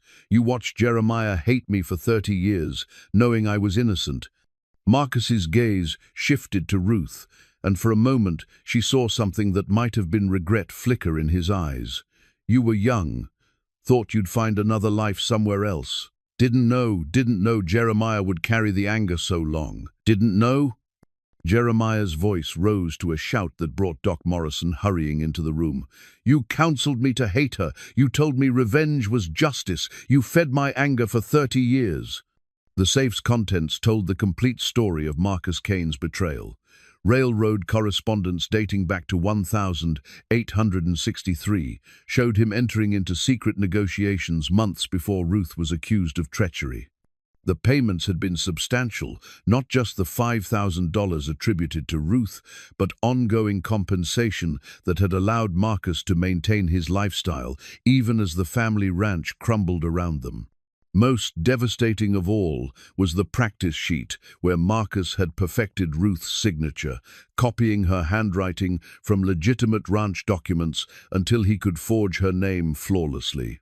The sheet contained dozens of attempts, each one closer to perfect mimicry, accompanied by notes about her writing habits and preferred phrases. "How long?" Jeremiah demanded, holding the practice sheet with shaking hands. "How long were you planning to frame her?" Marcus closed his eyes, exhaustion and guilt finally overwhelming his defenses. From the beginning, Railroad needed a scapegoat, someone the community would believe capable of betrayal. Ruth was perfect, trusted with financial matters, had access to all the documents, close enough to the family to know our vulnerabilities. Doc Morrison moved to check Marcus's pulse, his professional demeanor barely concealing his disgust at what he was hearing. "His heart is failing," he announced quietly. "Whatever you need to know, you'd better ask now." Ruth knelt beside the bed, her anger warring with an unexpected surge of pity for the dying man. "Why me, Marcus? I treated you like family. I trusted you completely." "That's why," Marcus whispered. "Your trust made you the perfect victim. No one would suspect you were being used until it was too late. And your feelings for Jeremiah, those feelings would keep you from exposing the truth, even if you discovered it." The cruel calculation behind his plan was breathtaking. Marcus had understood that Ruth's love for Jeremiah would make her reluctant to destroy the family's faith in their patriarch, even at the cost of her own reputation. He had counted on her compassion and turned it into a weapon against her. Jeremiah sank into a chair beside the bed, the weight of revelation crushing him like a physical burden. "You destroyed everything, our family, our ranch, our future, all for railroad money." "Saved what I could," Marcus protested weakly. "Would have lost everything otherwise. At least this way, some of the family survived." "Survived?" Jeremiah's laugh was bitter as winter wind. "Look around you, uncle. Look at what your betrayal created. I'm a broken man, living in the ruins of our home, carrying 30 years of misdirected hatred." Ruth spent 3 decades in exile, branded as a traitor for crimes she didn't commit. What exactly did your betrayal save? Ruth studied the railroad correspondence more carefully, noting dates and signatures that revealed the full scope of the conspiracy. "It wasn't just the land sale," she said, her voice growing stronger with each revelation. "You gave them information about other ranches too. Survey routes, water rights, family financial situations. You sold out the entire community."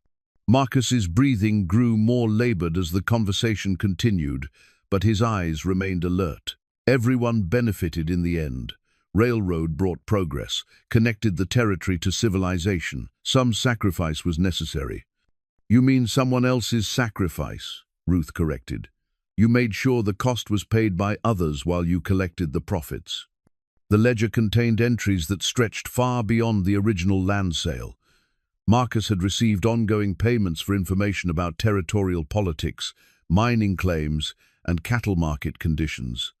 He had essentially served as the railroad's intelligence agent, feeding them data that gave them advantages in every business transaction throughout the region. "The range war," Jeremiah said, understanding dawning in his voice. "You encouraged it. You wanted the fighting to continue because it kept everyone distracted from your real activities." Marcus nodded weakly. "Chaos creates opportunities. While ranchers fought each other, railroad consolidated control. Everyone focused on the war instead of asking hard questions about how it started." Doc Morrison stepped forward, his medical ethics warring with his personal disgust. "Marcus, you need to sign a confession. These people deserve official acknowledgement of your crimes." "Won't matter," Marcus wheezed. "Too late for justice. Too late for anything except regret." Ruth pulled paper and ink from her satchel, setting them on the bedside table. "Sign it anyway. Give Jeremiah something to show the community, something that proves the truth. You owe him that much after destroying his life." Marcus stared at the blank paper for a long moment, his breathing shallow and irregular. Finally, with trembling hands, he picked up the pen and began to write in handwriting that had once been strong enough to forge documents convincingly. "I, Marcus Kane, confess to conspiracy with the Denver and Rio Grande Railroad Company," he wrote slowly. "I sold family land without authorization and framed Ruth Calloway for my crimes. She is innocent of all charges. I alone am responsible for the betrayal that destroyed the Kane family and sparked the range war of 1864. The pen slipped from his fingers as he finished signing the confession, his strength finally exhausted by the effort of acknowledging his guilt. Doc Morrison checked his pulse again and shook his head grimly. "He's going," the doctor announced. "Maybe minutes, maybe hours, but not much longer." Jeremiah leaned closer to his uncle's ear, his voice barely above a whisper. "Why didn't you tell me the truth years ago? Why did you let me waste my life hating an innocent woman?" Marcus's eyes focused on his nephew's face one final time. because admitting the truth would have meant losing your respect. Better to be remembered as a grieving brother than exposed as a traitor. Selfish, always selfish. Those were Marcus Kane's last coherent words. His breathing grew more irregular as the minutes passed, and finally stopped altogether as the sun reached its zenith outside the bedroom window. The man who had orchestrated the greatest betrayal in the territory's history died surrounded by the evidence of his crimes, taking with him any hope of fully understanding his motivations. Ruth and Jeremiah sat in stunned silence as Doc Morrison performed the final medical procedures. 30 years of certainty had been shattered in a single morning, leaving them both adrift in a world where everything they believed about the past had been revealed as carefully constructed lies. "I'm sorry," Jeremiah said finally, his voice breaking on the words. "Ruth, I'm so sorry. 30 years of hatred directed at the wrong person. 30 years of calling you a traitor when you were the victim." Ruth reached across the space between them and took his hand, feeling the calluses that 3 decades of hard living had carved into his palm. "We were both victims, Jeremiah. Marcus stole more than land and money. He stole our capacity to trust, our faith in human goodness, our belief that love could conquer all obstacles. Can you forgive me?" he asked, tears streaming down his weathered face. "Can you forgive 30 years of hatred and threats and—" "There's nothing to forgive," Ruth interrupted gently. "You believed what any reasonable person would have believed based on the evidence you were shown. Marcus was the master manipulator, not you." Outside the bedroom window, word of Marcus Kane's death was already spreading through the community. Soon, the neighbors would learn that their grief was misplaced, that the man they were mourning had been the architect of their town's destruction. The revelation would shatter decades of carefully maintained beliefs and force everyone to reconsider everything they thought they knew about the past. But for now, in the quiet room where truth had finally conquered lies, Ruth and Jeremiah held hands like the young lovers they had once been, beginning the long journey toward healing that would define whatever years remained to them. The gold pocket watch lay heavy in Jeremiah's palm, its engraved surface catching the afternoon sunlight that streamed through the Kane house windows. The inscription read, "M.K. from grateful partners at D.R.G. Railroad, 1864. And the weight of those words seemed to crush whatever remained of his faith in family loyalty. Marcus Kane had carried this token of his betrayal for 30 years, wearing it openly while maintaining the fiction that he was a victim rather than the architect of his family's destruction. Ruth sat beside him on the parlor sofa that had once hosted Sunday dinners and Christmas celebrations, her own emotions a mixture of vindication and sorrow. The truth had set them both free, but freedom came with a price: the complete destruction of Jeremiah's understanding of his own history. Everything he had believed about his family, his uncle, and his own quest for justice had been revealed as elaborate lies built on Marcus's calculated betrayal. "He wore this every day," Jeremiah said, his voice hollow with shock. "Every Sunday at church, every family gathering, every time he counseled me about the importance of family loyalty. He was wearing the railroad's gift while telling me that Ruth had destroyed our name." Doc Morrison entered the parlor carrying a cup of strong coffee and wearing the grim expression of a man who had seen too much suffering in his long career. "The neighbors are starting to ask questions," he reported. "Word is spreading that Marcus had some kind of final confession, and people want to know what he said."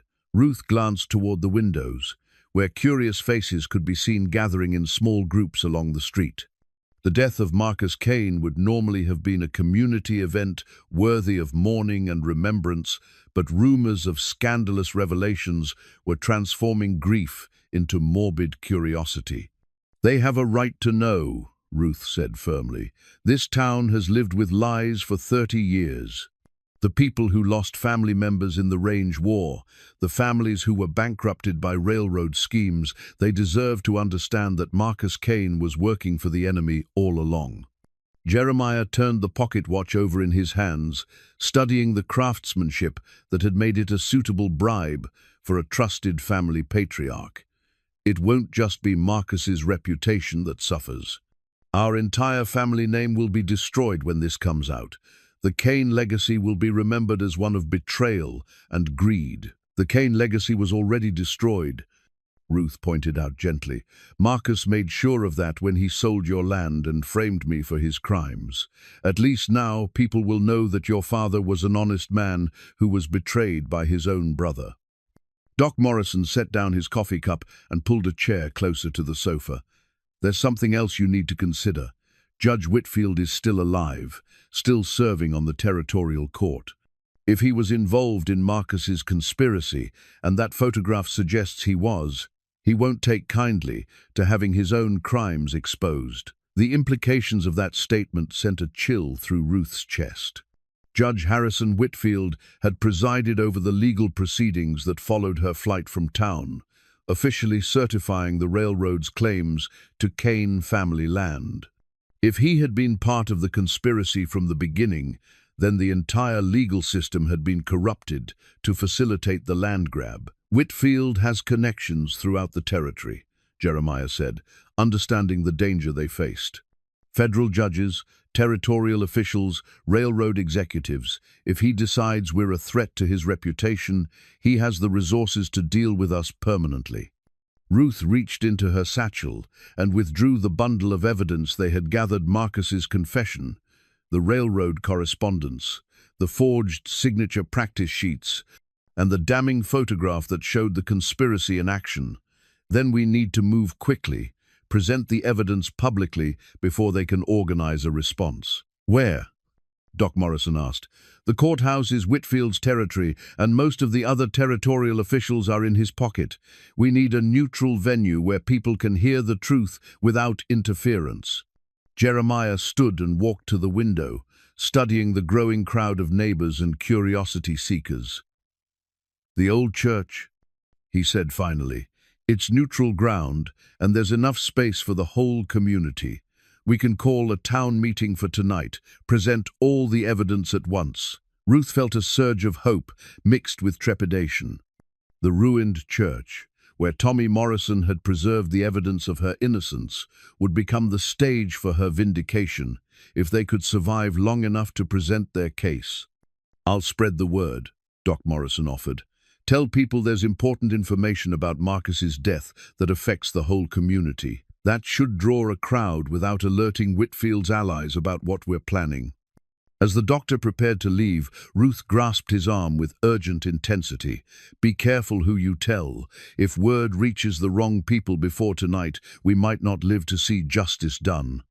After Morrison departed, Ruth and Jeremiah spent the afternoon organizing their evidence and preparing for what might be the most important presentation of their lives. The documents needed to be arranged in chronological order, the photographs displayed where everyone could see them clearly, and Marcus's confession read aloud with the gravity it deserved. But preparation was complicated by the steady stream of visitors who came to pay their respects to the deceased. Each neighbor who knocked brought condolences for Marcus's death and subtle questions about his final hours. Ruth and Jeremiah had to maintain the fiction of normal grief while hiding the explosive evidence that would soon rewrite the town's entire understanding of its own history.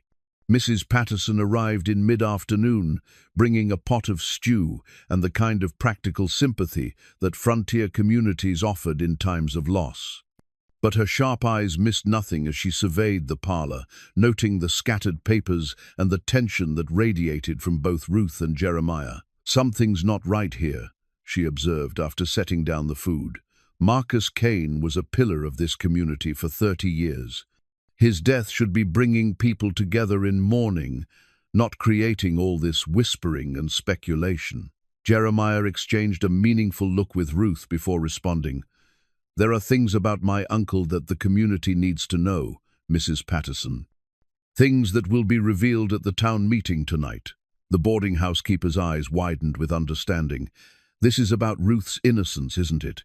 You've found proof that she was telling the truth all along. More than that, Ruth said quietly.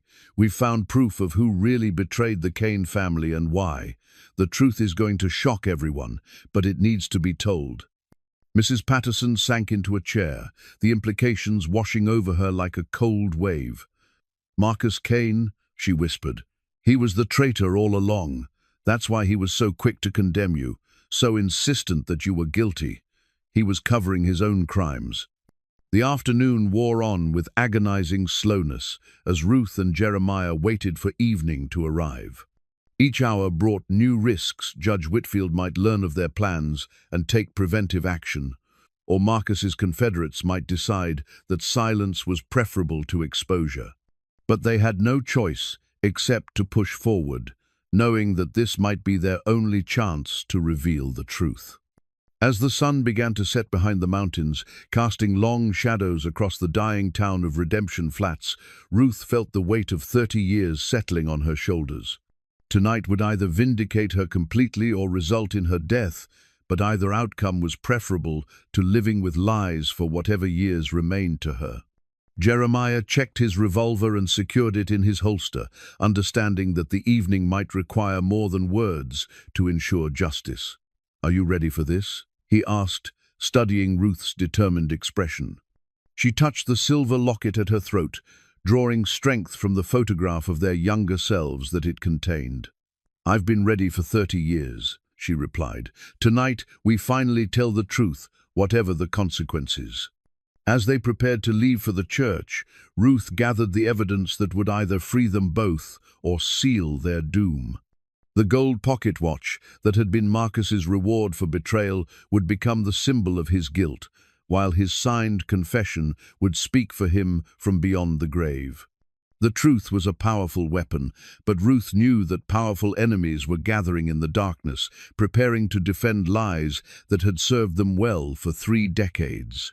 The next few hours would determine whether justice could triumph over corruption, or whether the innocent would pay once again for crimes they did not commit.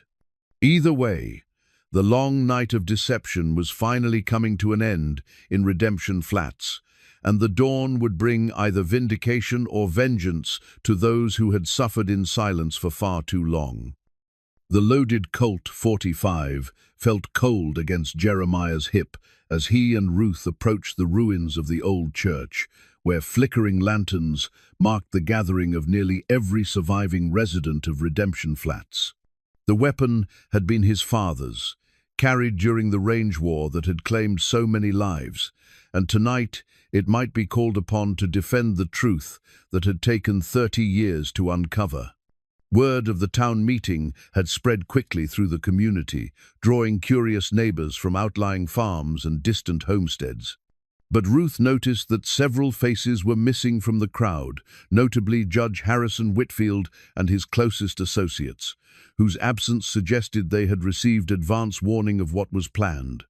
Tommy Morrison stood near the church entrance, his aged frame bent, but his eyes alert with the satisfaction of secrets finally being revealed. He nodded to Ruth as she passed, a gesture that conveyed 3 decades of patience finally rewarded with justice. Behind him, Doc Morrison was setting up a makeshift podium using wooden crates and boards salvaged from the church's interior. "Ladies and gentlemen," Doc Morrison called out as the crowd settled into rough semicircles among the broken pews. "We've gathered tonight because new information has come to light about events that shaped our community 30 years ago, information that changes everything we thought we knew about the Range War and its causes."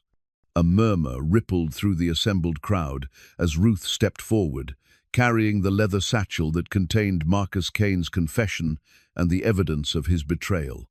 She could see skepticism in many faces. These people had spent 3 decades believing she was a traitor, and changing such deeply held convictions would require overwhelming proof. "My name is Ruth Calloway," she began, her voice carrying clearly through the ruined sanctuary. 30 years ago, I was accused of selling Kane family land to the railroad and sparking the range war that destroyed so many lives. Tonight, I'm here to present evidence that proves my innocence and reveals the identity of the real traitor. Mrs. Patterson stepped forward from the crowd, her face grave with the weight of decades-old secrets. "Before Ruth speaks, I want to say something to this community.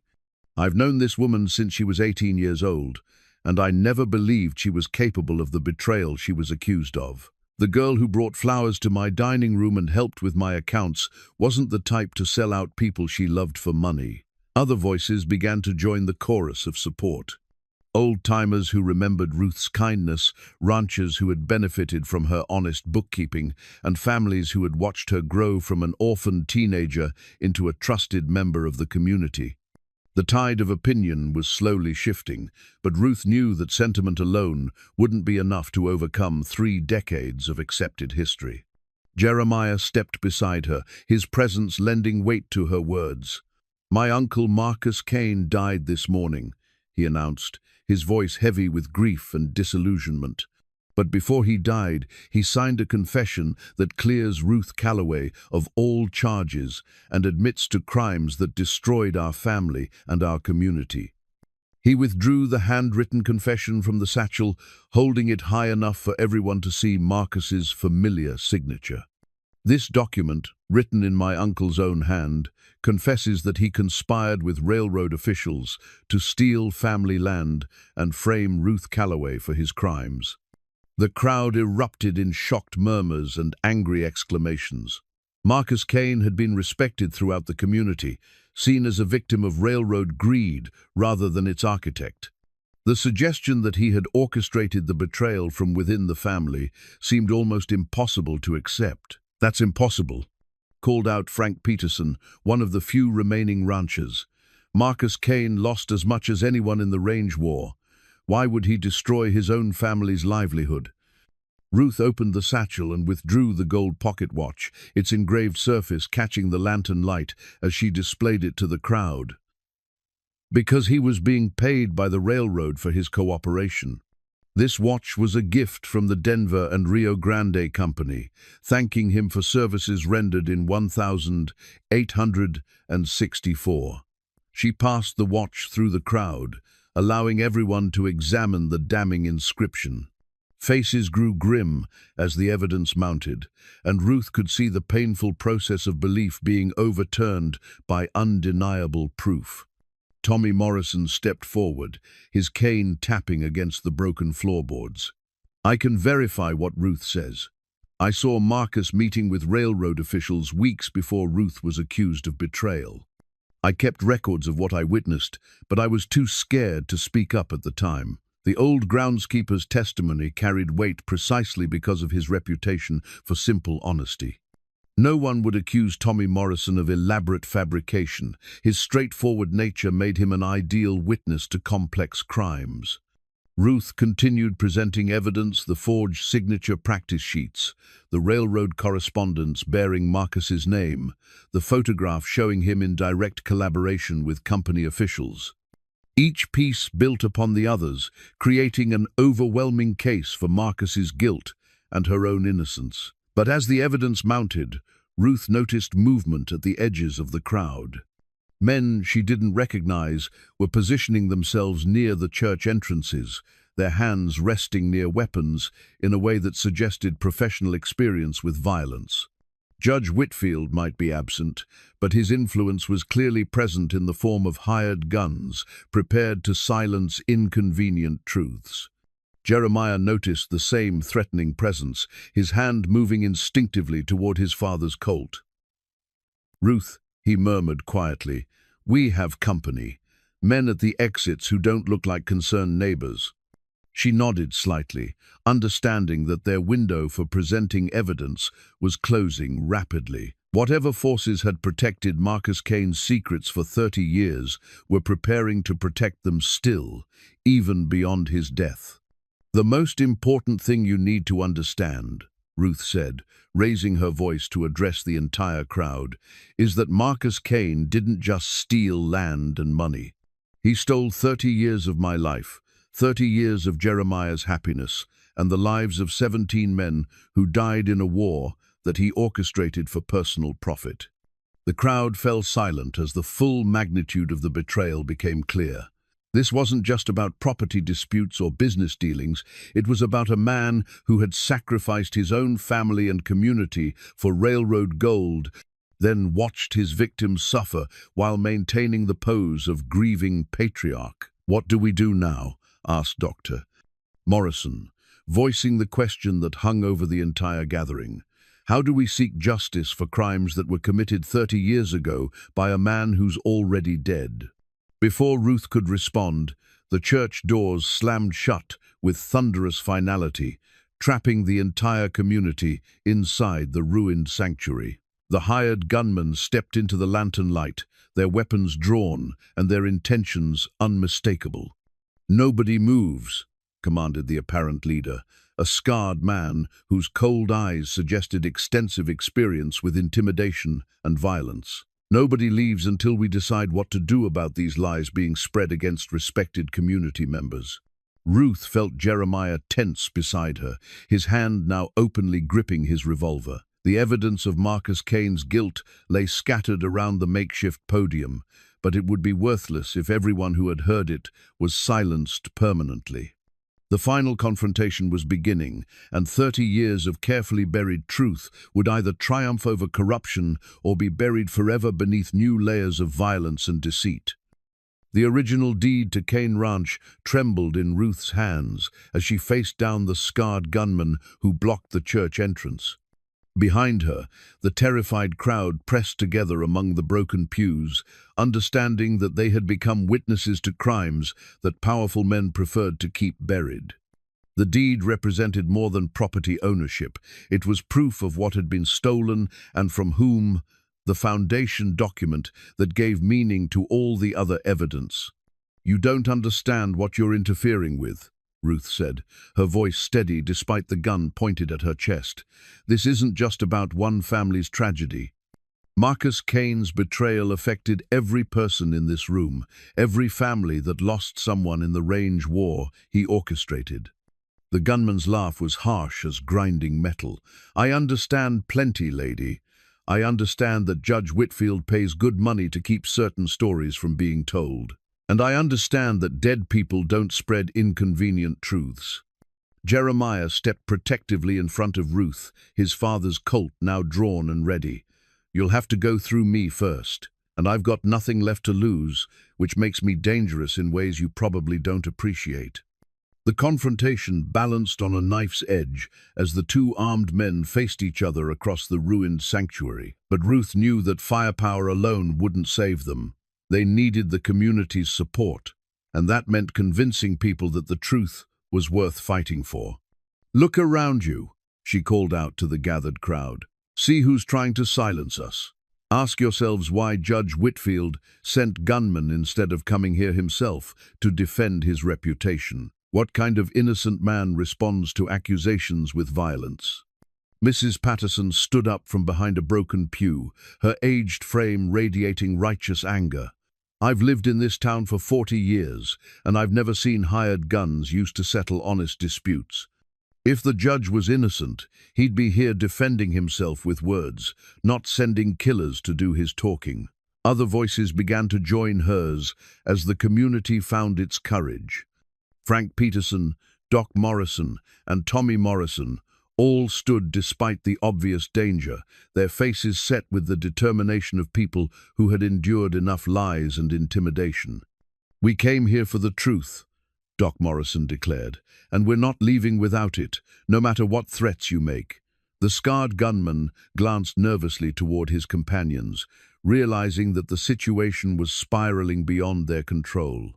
Intimidating individuals was one thing, but facing down an entire community was another matter entirely. Ruth seized the moment to continue presenting her evidence. "The deed shows that Marcus Kane had no legal authority to sell ranch land to the railroad. He forged his brother's signature on the original transfer documents, just like he forged mine on the supposed negotiation records." She held up the deed for everyone to see, pointing to William Kane's authentic signature and comparing it to the obviously forged version on the railroad documents. The handwriting analysis alone proves that Marcus was practicing multiple signatures, perfecting forgeries that would implicate innocent people while covering his own crimes. "Enough!" The gunman raised his weapon toward Ruth, his finger tightening on the trigger. "Judge Whitfield's tired of your lies, and he's authorized me to end this nonsense permanently." Jeremiah's Colt boomed in the confined space, the bullet taking the gunman in the shoulder and spinning him around before he could fire. The man's weapon clattered across the broken floorboards as he fell, clutching his wounded arm and cursing through gritted teeth.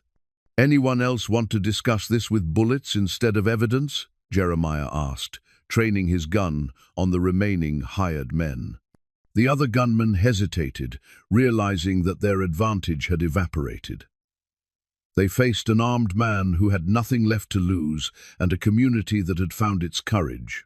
More importantly, they faced the possibility that killing everyone in the church would create more problems than it solved. Ruth stepped forward while the gunmen were distracted, raising her voice to address the entire community.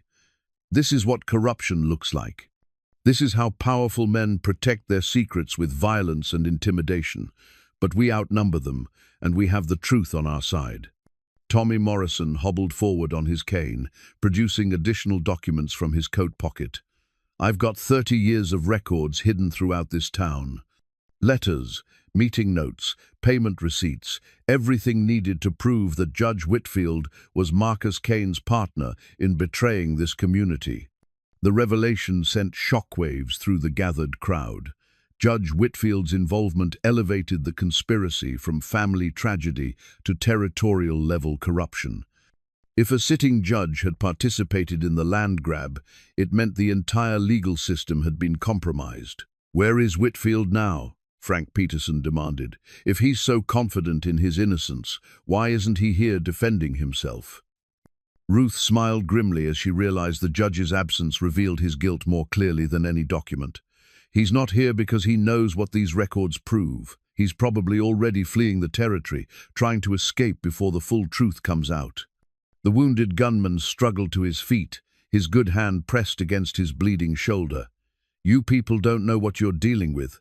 Judge Whitfield has connections all the way to Washington. He can destroy this entire town if you push him too far." "He already destroyed this town," Jeremiah replied coldly.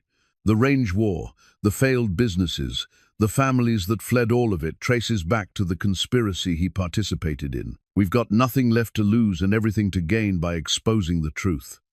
Mrs. Patterson stepped closer to the wounded man, her elderly frame radiating surprising authority. "You tell Judge Whitfield that this community has had enough of his corruption. Tell him we're sending copies of all this evidence to the territorial governor, the federal marshal, and every newspaper between here and Denver." The gunman looked around the church, seeing determination instead of fear in the faces that surrounded him. His companions had already begun backing toward a side exit, understanding that their mission had failed and retreat was the only sensible option. "This isn't over," he threatened as he stumbled toward the door. "The judge has resources you can't imagine. He'll find ways to discredit your evidence and destroy anyone who stands against him." Ruth held up Marcus Kane's signed confession, its pages catching the lantern light like a beacon of truth. "Then he'll have to explain why a dying man would confess to crimes he didn't commit. He'll have to account for 30 years of evidence that proves his guilt." As the hired gunmen retreated into the darkness, the community gathered around Ruth and Jeremiah, examining the evidence that had been worth killing to suppress. The documents told a clear story of conspiracy, betrayal, and corruption that reached from the Kane Ranch to the territorial courthouse. "What happens now?" Doc Morrison asked as the immediate danger passed. Ruth carefully gathered the precious documents, understanding that they represented more than vindication. They were the foundation for rebuilding a community that had been poisoned by lies. "Now we make sure everyone knows the truth. We send evidence to every authority that might act on it, and we make sure Judge Whitfield faces justice for his crimes." Jeremiah holstered his father's Colt and placed a protective arm around Ruth's shoulders. "And we start rebuilding what was destroyed by 30 years of lies. It won't be easy, and it won't bring back the people who died. But it's a beginning." The crowd began to disperse as dawn approached, carrying with them the knowledge that would transform their understanding of their own history. Ruth and Jeremiah remained in the ruined church, surrounded by the evidence that had finally set them free from the prison of the past. The truth had triumphed, but the victory came with a bitter taste. Too many years had been lost, too many lives destroyed, too much trust shattered to ever fully repair the damage. But for the first time in 30 years, Ruth Calloway could hold her head high in the community that had once branded her a traitor. Justice, like the dawn breaking over the mountains, had finally come to Redemption Flats. The new gravestone stood tall and proud in the Redemption Flats cemetery, its polished granite surface bearing an inscription that finally honored William Kane's memory properly. William Kane, 1870, beloved father and honest rancher, betrayed by those he trusted, but his honor remains untarnished. The stone replaced the bitter monument that had blamed Ruth for crimes she never committed, offering instead a tribute that acknowledged both William's virtue and the family betrayal that destroyed him. Ruth knelt beside the grave in the early morning sunlight, placing a bouquet of wildflowers against the base of the new marker. 6 months had passed since the confrontation in the church, 6 months of testimony, investigations, and the slow process of justice finally taking its course. Judge Harrison Whitfield was now awaiting trial in the territorial prison, his network of corruption exposed and dismantled by the evidence that Ruth and Tommy Morrison had preserved for 3 decades. "I kept my promise, William," Ruth whispered to the grave. "I found the truth and cleared my name. I hope you can rest easier now, knowing that everyone understands you died an honest man." Footsteps approached from behind, and Ruth turned to see Jeremiah walking toward her, carrying a wooden toolbox and wearing clothes that showed the honest dirt of manual labor. The past 6 months had transformed him as much as they had vindicated her. The bitter enforcer was gradually giving way to a man who remembered how to hope and trust again. "The new schoolhouse is almost finished," he reported, settling beside her on the grass. "Should be ready for the first students by September. Mrs. Patterson has agreed to serve as the teacher until we can find someone with proper credentials." Ruth smiled at the news. Rebuilding Redemption Flats had become a community effort, with families who had fled during the dark years slowly returning as word spread that the corruption had been exposed and eliminated. The railroad still ran through their territory, but now it operated under honest contracts that benefited the community rather than exploiting it. "Any word from the territorial governor about compensation for the families who lost property during the Range War?" Ruth asked. Jeremiah nodded, his expression cautiously optimistic. "The territorial attorney says the railroad will have to pay restitution for land that was acquired through fraudulent means. It won't bring back the 17 men who died, but it might help their families rebuild their lives." The process of seeking justice had revealed the full scope of Marcus Kane and Judge Whitfield's conspiracy. Railroad records subpoenaed by federal investigators showed payments totaling more than $50,000 spread over 20 years, far exceeding the simple land grab that had sparked the Range War. The 2 men had essentially sold out the entire territory's interests to corporate buyers, facilitating deals that enriched themselves while impoverishing their neighbors. "I received a letter from Denver yesterday," Ruth said, withdrawing an envelope from her coat pocket. "The territorial newspaper wants to publish a series about the corruption case. They think our story might help other communities recognize and resist similar schemes." Jeremiah took her hand, noting how the months of vindication had softened some of the lines that exile had carved into her face. "Are you ready for that kind of attention? Having our private tragedy become a public cautionary tale?" Ruth considered the question seriously. The years of hiding and shame were over, but she understood that publicity brought its own challenges. Yet if their suffering could prevent other innocent people from being destroyed by powerful conspiracies, perhaps some meaning could be extracted from the pain. "I think I am," she decided. Too many people have suffered in silence because they believed they were alone against forces too powerful to resist. If our story gives others courage to fight back, then maybe 30 years of exile will have served some purpose. They sat in comfortable silence as the morning sun climbed higher, warming the earth that held so many memories of love and loss. The cemetery had become a place of peace rather than bitterness, its headstones marking lives that were finally being remembered honestly rather than through the lens of Marcus Cain's lies. "There's something I need to ask you," Jeremiah said, his voice carrying the uncertainty of a man who had learned not to take anything for granted. "Something I should have asked 30 years ago, before pride and anger poisoned everything between us." Ruth felt her heart begin to race, understanding the direction of his thoughts. "Jeremiah, I know we're not young anymore," he continued, rushing to get the words out before courage failed him. "I know 30 years of separation can't be erased by simply learning the truth about what happened. But I also know that some feelings survive even the worst betrayals. And I need to know if we... Ruth silenced him by placing her fingers gently against his lips. "Some questions don't need to be asked," she said softly. "Some answers are written in the heart rather than spoken aloud." She reached into her coat pocket and withdrew the silver locket that had hung around her neck for 3 decades, opening it to reveal the faded photograph of their younger selves.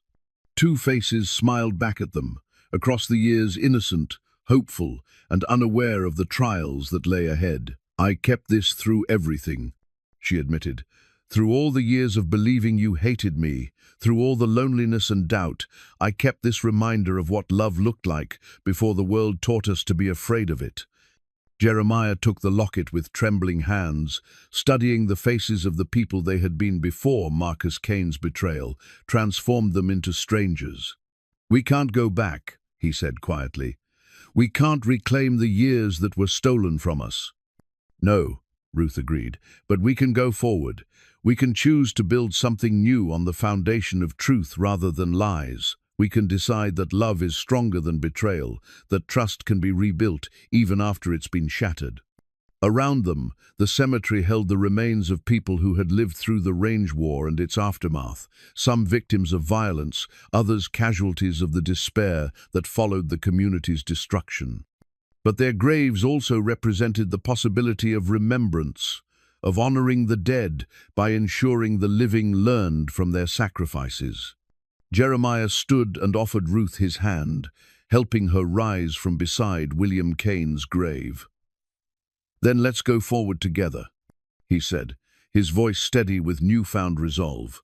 "Let's spend whatever years remain to us building something worthy of the people we used to be." Ruth took his offered hand, feeling the calluses that years of hard work had carved into his palm. They were both old now, marked by time and trial, but their capacity for love had survived everything that Marcus Cain's conspiracy had thrown against them.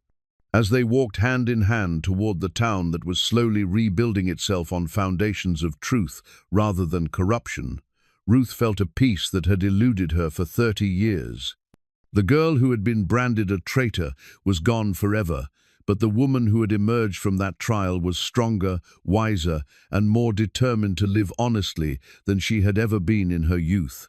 Behind them, William Cain's new gravestone caught the morning sunlight, its honest inscription a testament to the power of truth to eventually triumph over even the most carefully constructed lies.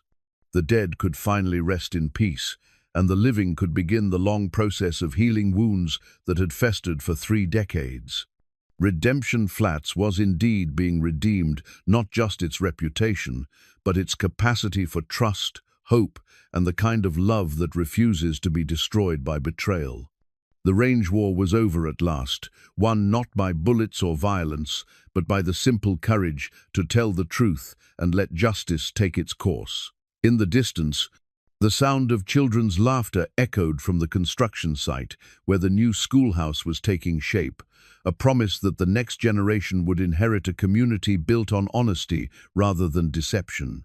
The future stretched before them like an unwritten page, ready to be filled with stories worthy of the price that had been paid to secure it.